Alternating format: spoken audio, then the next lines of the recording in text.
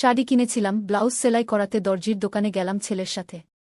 দর্জি আমাকে দেখে বলল, বুমা, ব্লাউজের মাপ কি? আমি অবাক হয়ে বললাম, বুমা কেন?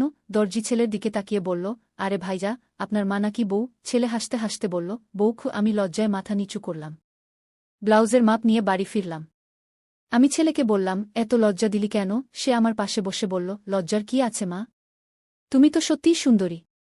দর্জিও বুঝতে পারেনি তুমি আমার মা গু। আমি বললাম, তাই বলে বউ? সে আরও কাছে এসে বলল, হ্যাঁ, কারণ আমি চাই তুমি আমার বউ হও। কি? আমার গলা শুকিয়ে গেল।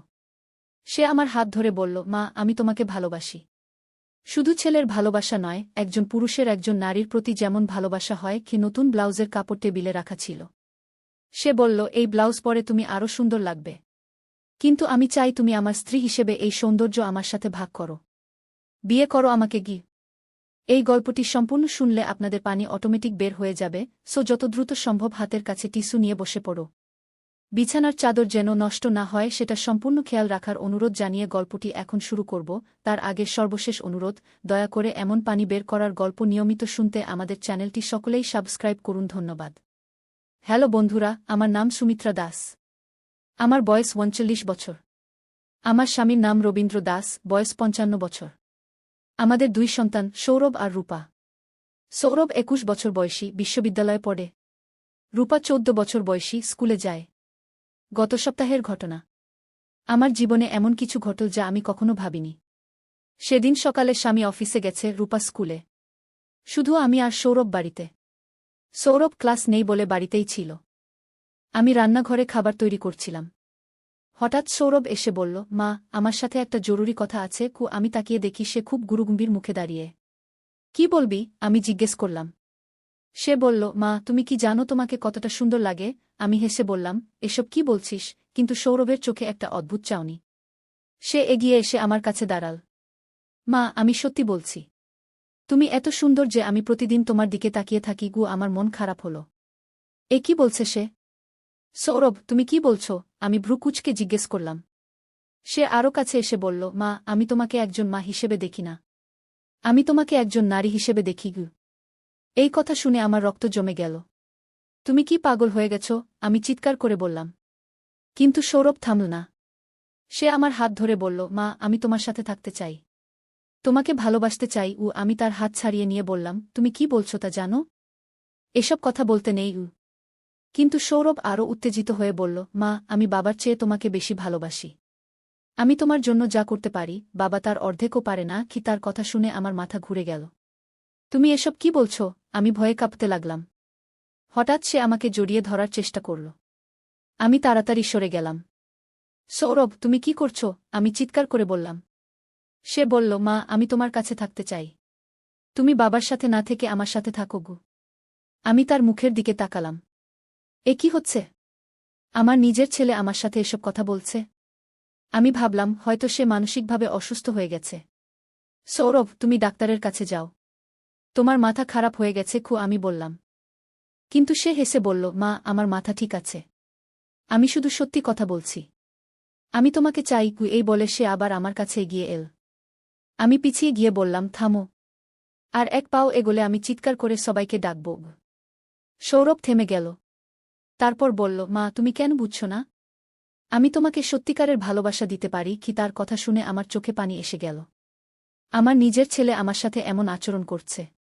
হঠাৎ দরজায় কড়া নাড়ার শব্দ। আমি তাড়াতাড়ি দরজা খুলে দিলাম। দেখি আমাদের পাশের বাড়ির কাকু দাঁড়িয়ে আছেন। তিনি বললেন, কি ব্যাপার? ভেতর থেকে চিৎকার শোনা যাচ্ছিল। আমি বললাম, না কাকু, কিছু না। একটু মন খারাপ ছিল। তিনি ভেতরে এসে সৌরভের দিকে তাকালেন। সৌরভ তখন স্বাভাবিক ভঙ্গিতে দাঁড়িয়ে আছে। কাকু বললেন, সৌরভ, তুমি মাকে কষ্ট দিচ্ছ নাকি? সৌরভ মাথা নাড়ল। না কাকু, আমি কিছু করিনি। কাকু আমার দিকে তাকিয়ে বললেন, কোনো সমস্যা হলে ডাকবেন। কি? এই বলে তিনি চলে গেলেন। কাকু চলে যাওয়ার পর আমি সৌরভের দিকে তাকালাম। সে আবার স্বাভাবিক হয়ে গেছে। আমি বললাম, সৌরভ, তুমি কি করেছিলে জানো? সে মাথা চুলকে বলল, মা, আমি কি করেছি? আমি তো কিছুই করিনি গিয়ে। আমি অবাক হয়ে বললাম, তুমি কি ভুলে গেছ? এইমাত্র তুমি আমার সাথে কি কথা বলেছিলে? সৌরভ ভ্রু কুঁচকে বলল, মা, আমি কি বলেছি? আমি তো শুধু তোমাকে বলেছিলাম যে তুমি সুন্দর। আমি বুঝতে পারলাম না কি হচ্ছে। সৌরভ কি সত্যিই ভুলে গেছে নাকি ভান করছে? আমি বললাম, তুমি আমাকে বলেছিলে যে তুমি আমাকে একজন নারী হিসেবে দেখো। সৌরভ মাথা ঝাঁকিয়ে বলল, মা, আমি এমন কথা বলিনি। তুমি ভুল শুনেছ গু। আমি মনে মনে ভাবলাম, হয়তো আমিই ভুল শুনেছি। কিন্তু আমার মনে হচ্ছিল সৌরভ সত্যিই এসব কথা বলেছিল। আমি বললাম, ঠিক আছে, এখন তুমি নিজের রুমে যাও। সৌরভ চলে গেল। সারাদিন আমার মন খারাপ ছিল। সন্ধ্যায় রবীন্দ্র অফিস থেকে ফিরল। আমি তাকে সবকিছু বলতে চাইলাম, কিন্তু ভাবলাম এসব কথা বললে সে কি ভাববে, তাই চুপ থাকলাম। রাতে খাবারের টেবিলে সবাই বসেছি। সৌরভ স্বাভাবিকভাবে কথা বলছে। মনে হচ্ছে সকালের ঘটনা সে একদম ভুলে গেছে। আমি তার দিকে তাকিয়ে থাকলাম। সে কি সত্যিই ভুলে গেছে নাকি ভান করছে? খাওয়ার পর রবীন্দ্র টিভি দেখতে বসল। রূপা পড়তে গেল। আমি রান্নাঘরে থালা বাসন ধুতে গেলাম। হঠাৎ সৌরভ এসে হাজির। সে বলল, মা, আমি থালা মুছে দিই। আমি বললাম, না, তুমি পড়তে যাও। কিন্তু সে রান্নাঘরেই দাঁড়িয়ে রইল। তারপর বলল, মা, তুমি রাগ করে আছো? আমি বললাম, না, আমি রাগ করিনি। সে বলল, তাহলে এত চুপচাপ কেন? আমি বললাম, কিছু না, মন খারাপ। সৌরভ আমার কাছে এসে বলল, মা, তোমার মন খারাপ হলে আমারও খারাপ লাগে। তুমি হাসো। আমি তার দিকে তাকালাম। সকালে সে যা বলেছিল তা কি সত্যি ছিল নাকি আমার ভুল? আমি বললাম, সৌরভ, তুমি সকালে আমার সাথে কোনো অদ্ভুত কথা বলেছিলে? সৌরভ মাথা ঝাঁকিয়ে বলল, না মা, আমি কোনো অদ্ভুত কথা বলিনি। আমি শুধু বলেছিলাম তুমি সুন্দর। আমি বুঝতে পারলাম না সে সত্যি বলছে নাকি মিথ্যে। আমি বললাম, ঠিক আছে, তুমি এখন যাও। পরের দিন সকালে আবার সেই একই ঘটনা। রবীন্দ্র অফিসে গেছে, রূপা স্কুলে। শুধু আমি আর সৌরভ। আমি রান্নাঘরে কাজ করছি। হঠাৎ সৌরভ এসে বলল, মা, তুমি আজ কত সুন্দর লাগছ। এবার আমি সতর্ক। আমি তার মুখের দিকে তাকিয়ে বললাম, কি বলছিস? সে বলল, মা, তুমি সত্যিই অসাধারণ। আমি তোমার মতো সুন্দর কোনো মেয়ে দেখিনি। গিয়ে আবার সেই একই কথা। আমি বললাম, সৌরভ, তুমি আমাকে মা বলো, মেয়ে বলো না। সে বলল, তুমি তো মেয়েই। তুমি আমার মা হওয়ার আগে একজন মেয়ে ছিলে। কি তার কথার মধ্যে একটা অদ্ভুত সুর। আমি বললাম, তুমি কি বলতে চাইছ? সে কাছে এসে বলল, মা, আমি তোমাকে একজন পুরুষের চোখে দেখি। আবার সেই একই কথা। আমি বুঝতে পারলাম গতকাল আমি ভুল শুনিনি। সৌরভ সত্যিই এসব কথা বলছে। আমি বললাম, সৌরভ, তুমি এসব কথা বলো না। এটা ঠিক নয়। কিন্তু সে বলল, কেন ঠিক নয়? আমি সত্যি কথা বলছি। হঠাৎ আমার মনে একটা সন্দেহ হলো। আমি বললাম, সৌরভ, তুমি কি গতকাল যা বলেছিলে তা মনে আছে? সে মাথা ঝাঁকিয়ে বলল, না, আমি গতকাল কি বলেছিলাম। আমি বুঝতে পারলাম সে সত্যিই ভুলে যায়। এটা একটা অদ্ভুত ব্যাপার। সৌরভ কি কোনো মানসিক রোগে ভুগছে? আমি ভাবলাম ডাক্তারের কাছে নিয়ে যেতে হবে। কিন্তু রবীন্দ্রকে কি বলবো? সে বিশ্বাস করবে? আমি সৌরভকে বললাম, তুমি এখন নিজের রুমে যাও। আমি তোমার বাবার সাথে কথা বলবো। সৌরভ বলল, কি কথা বলবে? আমি বললাম, তোমার চিকিৎসার কথা। সৌরভ হেসে বলল, আমার কি চিকিৎসা? আমি তো সুস্থ। দুপুরে রবীন্দ্র বাড়ি এলো। আমি তাকে সব বললাম। রবীন্দ্র প্রথমে বিশ্বাস করল না। বলল, তুমি কি বলছ? সৌরভ এমন কথা বলবে? আমি বললাম, আমি মিথ্যে বলছি নাকি? রবীন্দ্র ভেবে বলল, হয়তো সৌরভের মানসিক কোনো সমস্যা হয়েছে।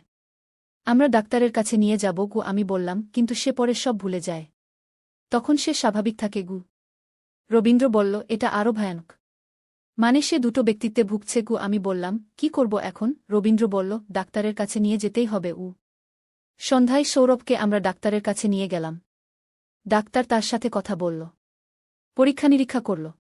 তারপর আমাদের ডেকে বলল, আপনার ছেলের কোনো মানসিক সমস্যা নেই। সে পুরোপুরি সুস্থ। আমি বললাম, কিন্তু ডাক্তার, সে আমার সাথে অদ্ভুত কথা বলে। ডাক্তার বলল, সে কি ধরনের কথা বলে? আমি সব খুলে বললাম। ডাক্তার শুনে বলল, এটা হয়তো বয়ঃসন্ধিকালের সমস্যা। অনেক ছেলেমেয়ের এমন হয়। কিন্তু আমার মন মানল না। সৌরভ তো আর ছোট নেই। সে 21 বছরের যুবক। আমি ডাক্তারকে বললাম, কিন্তু সে পরে সব ভুলে যায়। ডাক্তার বলল, এটা লজ্জা বা অপরাধবোধ থেকে হতে পারে। বাড়ি ফিরে আমরা সৌরভের সাথে কথা বললাম। রবীন্দ্র তাকে বলল, সৌরভ, তুমি মায়ের সাথে কোনো অন্যায় কথা বলো না। সৌরভ অবাক হয়ে বলল, বাবা, আমি কখন অন্যায় কথা বলেছি? আমি বুঝলাম সে আবার ভুলে গেছে।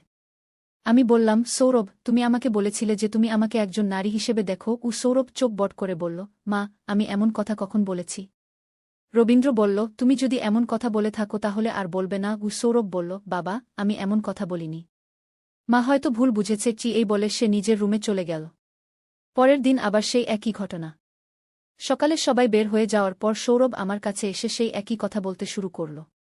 এবার আমি তার কথা রেকর্ড করার সিদ্ধান্ত নিলাম। আমি মোবাইল বের করে রেকর্ড করতে শুরু করলাম। সৌরভ বলছে, মা, আমি তোমাকে কতটা ভালোবাসি জানো? তুমি আমার কাছে শুধু মা নও, তুমি আমার স্বপ্নের নারী গো। আমি সব রেকর্ড করলাম। দুপুরে রবীন্দ্র এলে আমি তাকে রেকর্ডিং শোনালাম। রবীন্দ্র শুনে অবাক হয়ে গেল। বলল, এটা তো সত্যিই সৌরভের গলা। আমি বললাম, এখন বিশ্বাস হলো? রবীন্দ্র বলল, আমরা আবার ডাক্তারের কাছে যাব। এবার রেকর্ডিং নিয়ে কি সন্ধ্যায় আমরা আবার ডাক্তারের কাছে গেলাম। রেকর্ডিং শোনালাম।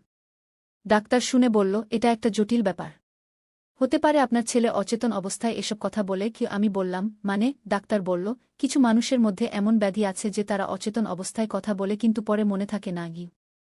রবীন্দ্র জিজ্ঞেস করল, এর চিকিৎসা আছে? ডাক্তার বলল, হ্যাঁ আছে। তবে এটা একটা দীর্ঘমেয়াদী চিকিৎসা। আমরা সৌরভের চিকিৎসা শুরু করালাম। কিন্তু আশ্চর্যের বিষয় হল, চিকিৎসা শুরুর দুদিন পরই সৌরভ আর আমার কাছে এসে সেই অদ্ভুত কথা বলল না। মনে হল সে সুস্থ হয়ে গেছে। এক সপ্তাহ পর ডাক্তার বলল, আপনার ছেলে এখন ভালো আছে, তবে নিয়মিত ওষুধ খেতে হবে। আমরা খুশি হলাম। কিন্তু একদিন সৌরভ আমার কাছে এসে বলল, মা, আমি কি সত্যিই তোমার সাথে অদ্ভুত কথা বলেছিলাম? আমি অবাক হয়ে বললাম, তোমার মনে পড়েছে? সে বলল, হ্যাঁ, সব মনে পড়েছে। আমি খুব লজ্জিত। আমি তার কপালে হাত রেখে বললাম, তুমি অসুস্থ ছিলে বাবা, এখন সব ঠিক আছে কি? সৌরভ বলল, মা, আমি তোমার কাছে ক্ষমা চাই। আমি জানি না কেন এসব কথা বলেছিলাম। আমি তাকে জড়িয়ে ধরে বললাম, সব ভুলে যাও, তুমি আমার ভালো ছেলে।